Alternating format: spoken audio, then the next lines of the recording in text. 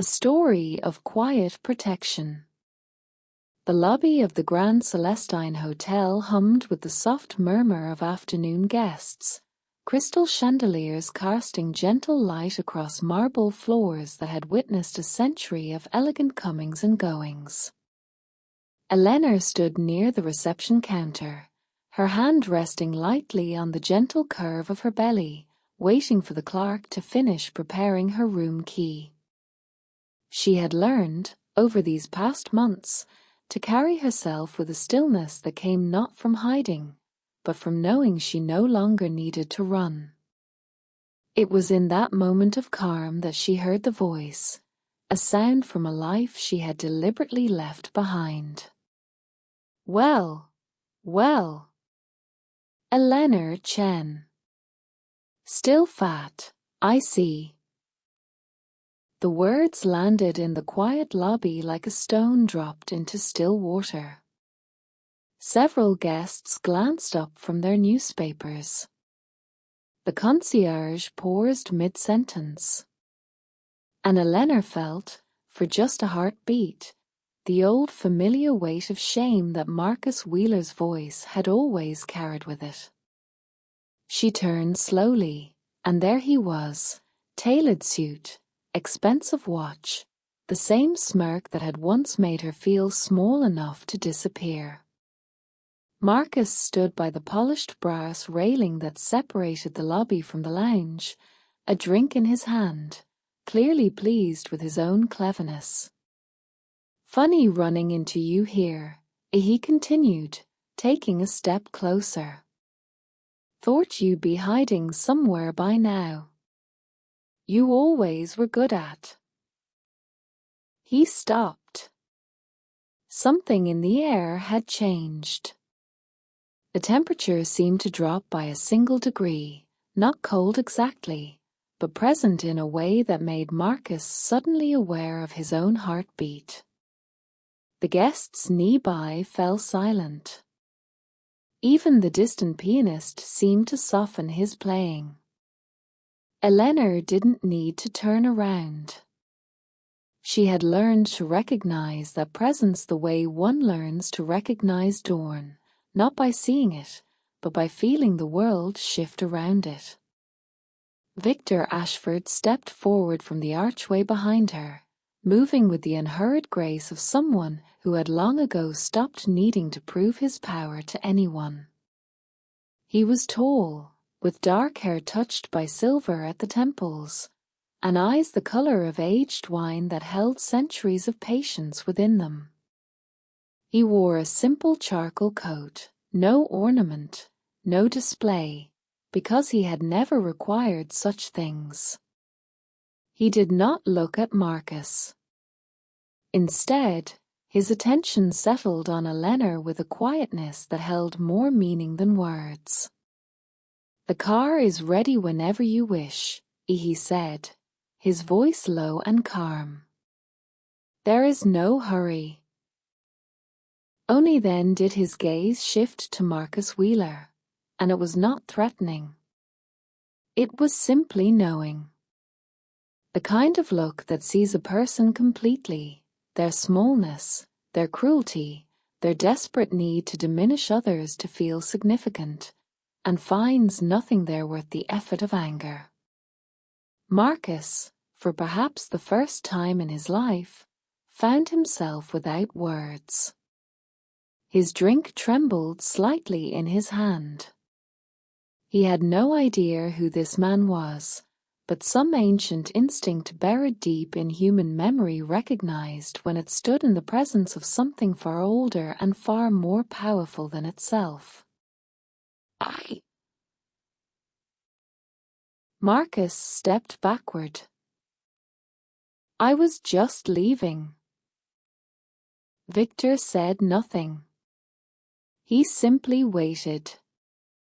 And Marcus Wheeler, who had spent years making Eleanor feel worthless, turned and walked away without another word, disappearing into the lounge as if the lobby had suddenly become too small to contain him and this stranger at the same time.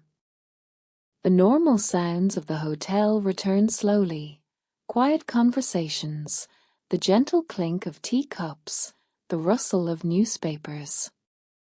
Elena released a breath she hadn't realized she was holding. Victor moved to stand beside her, not touching, simply present. "Are you all right?" She looked up at him, this ancient being who ruled an entire kingdom of his kind, who had every reason in the world to be elsewhere, doing things far more important than accompanying a human woman to a hotel in a small coastal city. "Yes," she said, and meant it. "I am." The story of how Elena came to be under Victor's protection was not one of romance or passion, or the dramatic sweep of fate that novels so often describe.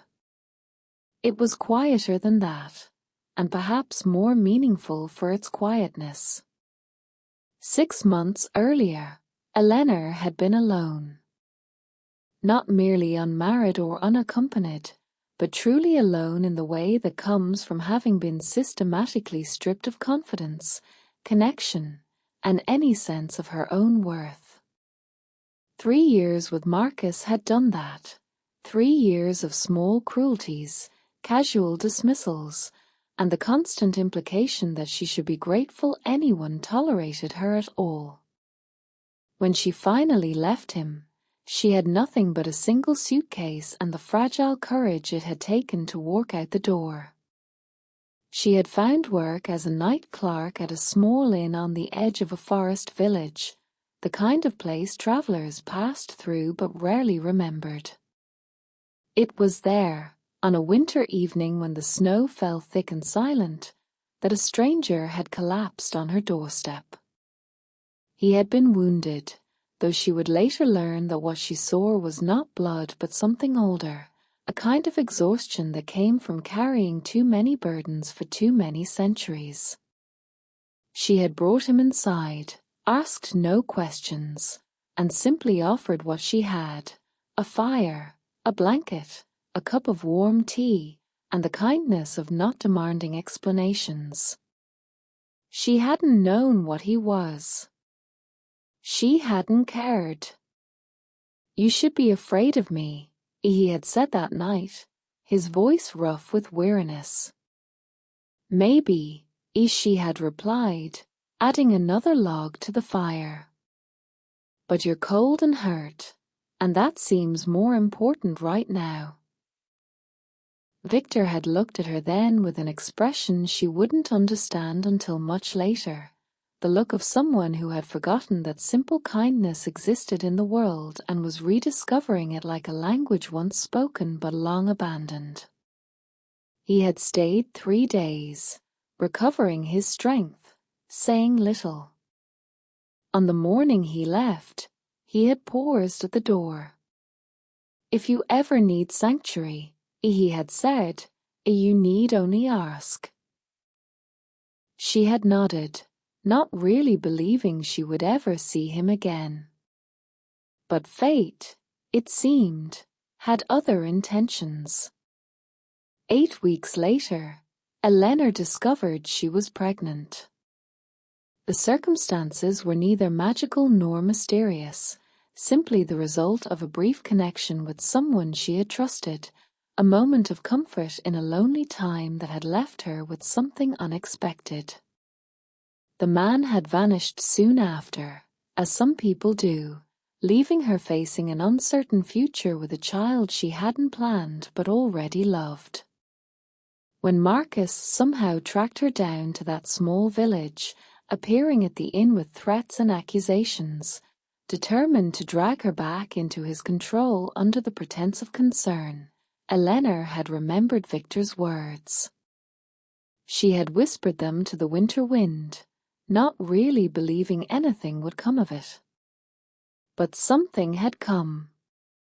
Victor had arrived within the hour, stepping from the shadows of the forest as if the darkness itself had given him form.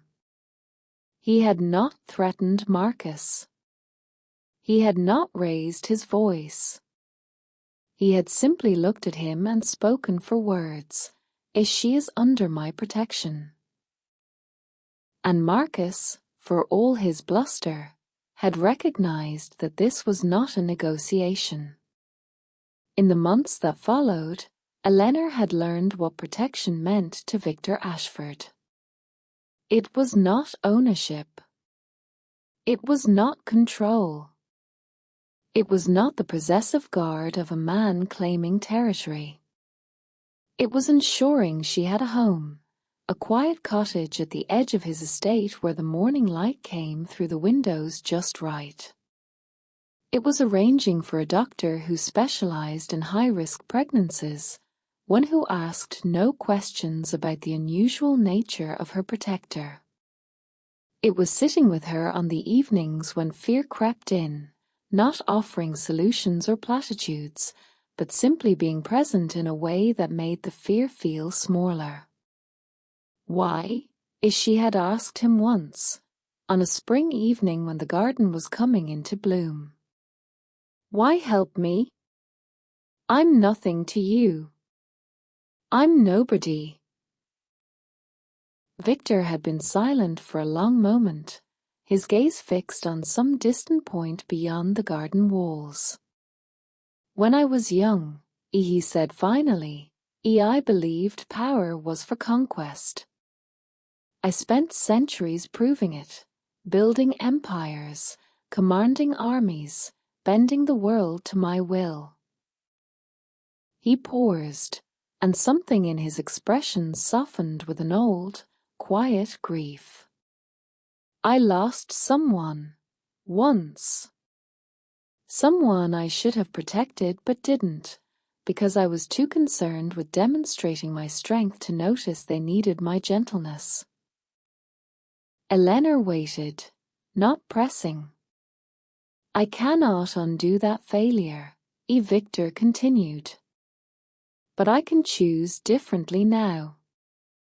Power means nothing if it cannot shelter those who need sheltering. You showed me kindness when I was at my weakest. This is not repayment. There is no debt between us. This is simply what I choose to do with what I have. It was, Eleanor thought, the most honest thing anyone had ever said to her. The decision to protect her had not come without cost. Among his own kind, Victor's choice was viewed with skepticism at best, contempt at worst. The vampire courts operated on ancient principles of hierarchy and blood, protecting a human, particularly one carrying another man's child, was seen as a peculiar weakness in a king who had once been feared for his iron resolve. There were whispers in the shadows. Rivals who sensed vulnerability. Councils that questioned his judgment. She diminishes you, one of his oldest advisers had said, with the bluntness that came from centuries of service. A human woman, pregnant with a human child. What claim does she have on the protection of our king? Victor had not argued. He had simply looked at the adviser with those ancient, patient eyes and said, She has my word. That is claim enough. The political maneuvering that followed had been exhausting. Meetings with skeptical lords, negotiations with rivals who smelled opportunity, the careful balancing of tradition and conscience that came with leading a people who did not always share his values. Victor bore it all without complaint, shielding Eleanor from the knowledge of how much his protection of her actually cost. She learned of it only gradually, in small observations, the weariness that sometimes shadowed his eyes, the letters he received that made his jaw tighten, the visitors who came in the night and left with expressions that suggested disagreement barely contained. You're losing standing because of me, she said one evening, when the evidence had become impossible to ignore. Victor looked up from the correspondence he was reviewing. I am making a choice about what kind of king I wish to be. The standing I might lose was never worth keeping if it required abandoning those who need protection. But your people will learn, he said quietly, or they will not. Either way, I will not sacrifice you for their approval. There was no drama in his voice, no grand declaration. Just the simple, immovable certainty of someone who had decided what mattered and was prepared to bear the consequences. The child came on a night in early autumn, when the leaves were just beginning to turn gold and the air held the first hint of approaching change. Eleanor had been afraid, not of the birth itself, but of what came after. How would she raise a child alone? What kind of life could she offer? The fears that had plagued her throughout her pregnancy seemed to gather in those final hours, threatening to overwhelm her. But she was not alone. Victor had remained outside the room, respecting her privacy, but his presence had been felt nonetheless, a steadiness that seemed to permeate the walls, a reminder that she was protected, that whatever challenges lay ahead, she would not face them without support. When the midwife finally emerged with news that both mother and child were healthy, Victor had simply nodded, as if he had never doubted it would be so. But Eleanor, watching through the half-open door, had seen the way his shoulders had lowered, the release of tension he thought no one noticed. He cared. Quietly, without expectation of acknowledgement, he cared. When he entered the room an hour later, Eleanor was holding her daughter, a small, perfect thing with dark hair and eyes that seemed to hold the wonder of seeing the world for the first time. "She's beautiful," Victor said, and there was something in his voice that Eleanor had never heard before. A softness. A kind of reverence. "Would you like to hold her?" Victor hesitated. For all his centuries of existence, all his power and experience, he looked in that moment almost uncertain. But he nodded, and Eleanor placed the child carefully in his arms. He held her as if she were made of glass and starlight, this ancient king who had commanded armies and shaped the course of immortal history. And as he looked down at that small, sleeping face, something seemed to shift in him, some final piece of an old, broken thing settling gently into place. "What will you name her?" he asked. Eleanor had thought about this for months, considering and discarding possibilities, searching for something that felt right. And in that moment, looking at Victor holding her daughter with such unexpected tenderness, she knew. "Hope," she said. "I think I'll name her Hope." Victor looked up, and for just a moment, his eyes glistened with something that might have been tears, if such beings were capable of tears. But he simply nodded, as if the name made perfect sense. "Hope," he repeated softly. "Yes. That's exactly right." Months passed. Seasons turned. Hope grew from a newborn into a curious infant who laughed at sunlight through windows and reached for everything within her grasp with the determination of someone convinced the world was hers to explore.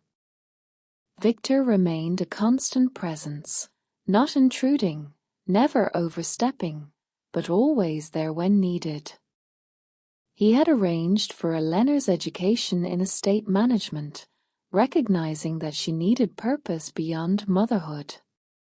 He had ensured that she had connections to human society, friends who visited, a life that extended beyond the walls of his protection.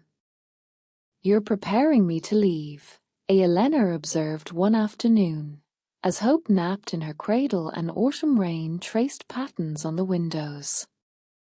Victor set down the book he had been reading. "I am preparing you to stay," he said, "here as an equal, not a dependent. Your choice should be freely made, not compelled by necessity." "And if I choose to stay?" "Then you stay." He said it simply, as if it were the most obvious thing in the world. "For as long as you wish. This is your home now, Elena. Not because I declare it so, but because you have made it one." She was quiet for a long moment, watching the rain, thinking about the journey that had brought her here. From a woman who had believed she deserved nothing to one who had begun, slowly, to understand her own worth. "I never thanked you properly," she said finally. "For everything." Victor shook his head. "There is nothing to thank me for. You saw a stranger in need and offered kindness without calculation or expectation. Everything that followed has been an attempt to be worthy of that moment." He paused, and something gentle moved across his ancient features. "If anything, it is I who should thank you." "For what?" "For reminding me why protecting others matters. For showing me that strength without compassion is merely cruelty delayed. He hesitated, and when he spoke again, his voice was softer than she had ever heard it, for allowing me to be something more than what I had become." Elena felt tears prick at her eyes, but they were not tears of sadness. They were the kind that came from being seen, truly seen, and finding that the seeing brought not judgment but acceptance. The next spring, when the gardens were in full bloom and Hope had learned to stand on unsteady legs, Marcus Wheeler sent a letter. It was apologetic, in its way, the clumsy attempt of a small man who had begun to realize his smallness.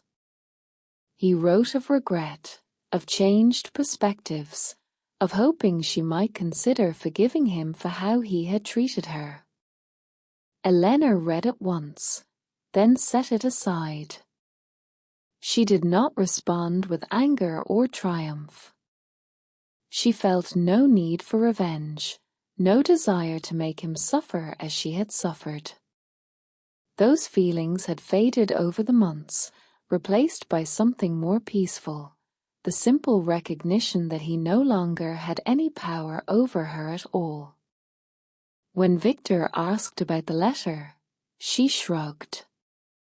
"He wants forgiveness," she said. "Maybe someday I'll feel ready to give it. But not because he deserves it, because carrying resentment is exhausting, and I have better things to do with my time." Victor smiled, a rare expression that transformed his severe features into something approaching warmth.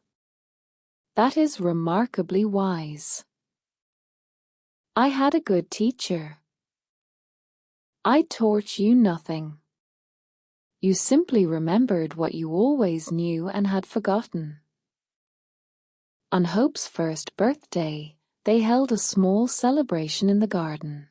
Just Elena, Victor, a few of the household staff who had become like family, and the little girl who had become the unexpected center of all their lives. Hope took her first real steps that day, wobbling across the grass toward Victor, who had knelt down and stretched out his hands to catch her if she fell. She didn't fall. She made it all the way to him, laughing with the pure joy of accomplishment, and collapsed into his arms with the absolute trust of a child who has never known a reason to be afraid. Victor held her gently, this ancient king and this human child, and Eleanor watched them with a heart so full it seemed impossible that it had ever been empty. Later, when Hope was sleeping and the evening had settled into comfortable quiet, Victor and Eleanor sat on the terrace, watching stars emerge one by one in the darkening sky. "What happens now?" Eleanor asked. It was a question she had wondered about for months but never voiced. Victor considered it carefully, as he considered all things. "Now," he said finally, "we continue. Hope grows. You thrive. I do my best to be worthy of the trust you have both placed in me."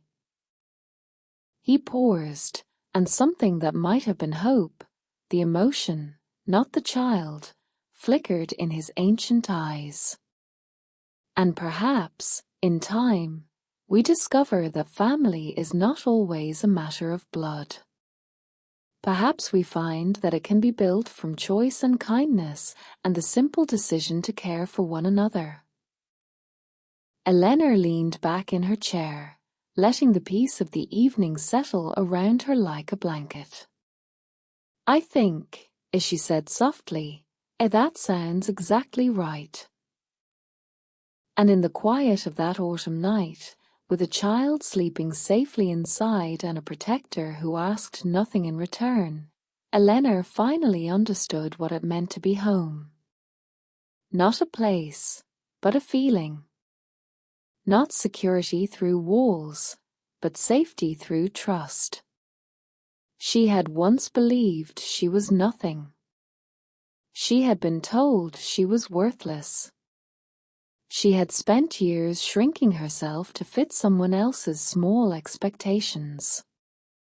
But she had also once offered kindness to a stranger in need, and that small act of compassion had set in motion something larger than she could have imagined. Not a fairy tale. Not a rescue.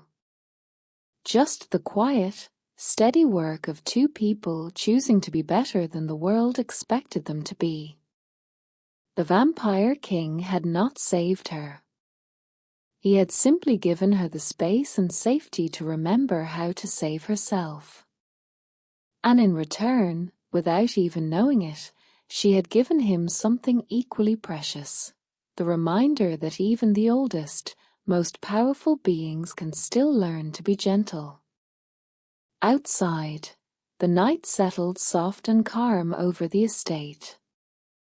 Inside, Hope dreamed her small, peaceful dreams.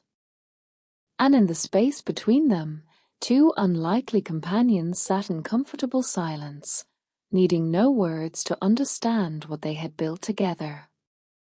It was not a kingdom or an empire.